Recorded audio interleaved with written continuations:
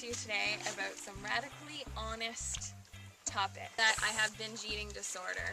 I was in a state of recovery when I first started the raw foods, and since the 5th month of being on raw foods, I started eating the gourmet raw and then going from that to the standard American diet again, including eating animal products.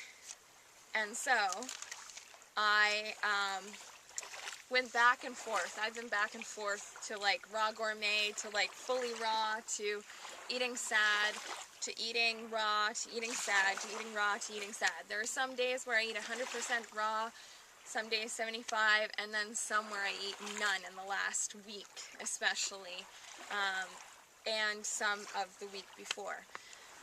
I'm partially thinking that might be due to the fact that it's fall here, and as you can see, I'm not really taking that into account. I'm still getting grounded. I've got my feet in the sand here at the beach by Christine's lovely home.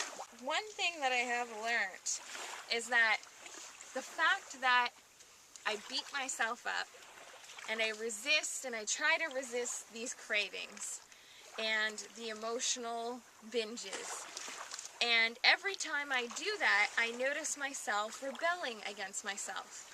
So I'm noticing that resistance leads to rebellion, and a lot of you probably know that anyway.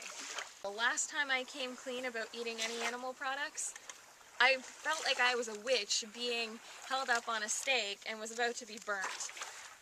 I honestly am not looking for approval this time, so anything that is said to me is going to be taken with a grain of salt, because this is my journey, you have your journey, we all have our journeys. I had learned a lesson because I received my 777th friend. And if anybody who knows about spirit guides and angels, you'll know that numbers are very important.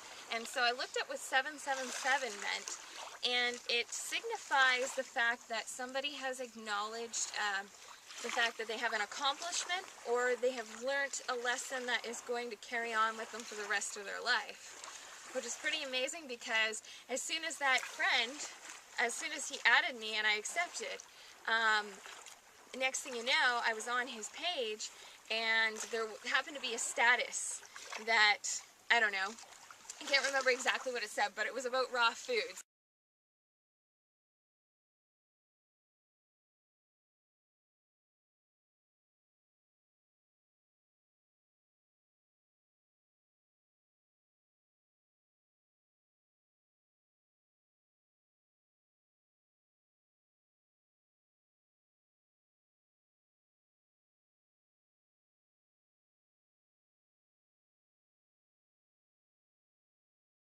And that's exactly who I want to be, and I was like, okay, I need to make a comment, and my comment happened to be, working through the addiction to cooked food is such a journey, and appreciating every step of the way is really key.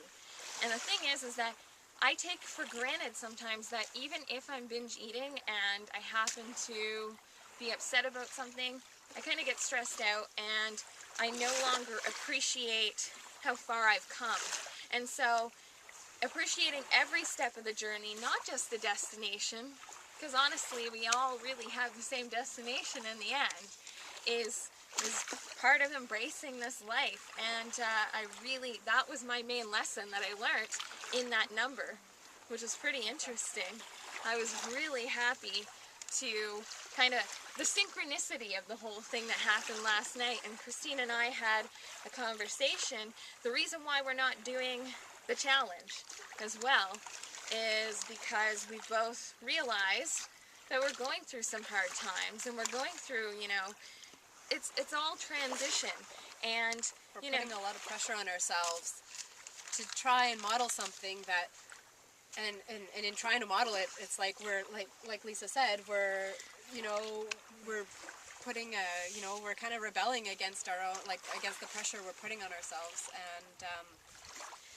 and maybe, I don't know, like maybe it's that, and maybe there's a lot of factors, like, you know, that go on in our lives. But at this point, like, I don't know, it's so weird, because I talked to Lisa last night, and I'm like, you know what, like, or 2 days ago, and we were just kind of both on the same page about this, and we're like, geez, like, what's going on? Like, is it the fact that it's fall?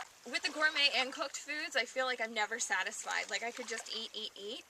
And the thing is that even with raw foods lately, I've been kind of feeling that. And that was kind of disturbing to me because when I first started this, I would eat, you know, a great big bag of like carrots or celery and whatever else. And I would be full and I'd feel great and I'd go out and I'd go for a walk or I'd go dance or I'd go exercise or something. But I don't have that same drive now, and I know why. It's because of the binge eating disorder, and I was diagnosed in 2008 by a psychologist, so it is a real living disorder. I know a lot of people don't know a lot about it because it's just new. They started doing research and finding out that binge eating is just as bad a eating disorder as anorexia and bulimia. And any time in the journey where there's like weight loss, we can kind of fool ourselves sometimes, people who have the binge eating disorder, into thinking that, you know, I'm cured, I'm done. And I did that. I literally for 5 months was like, yeah, I'm cured. And then as soon as the least amount of stress came into my life, I was back on that wheel. And it wasn't necessarily the greatest thing, but I've also learned a lot of lessons from it.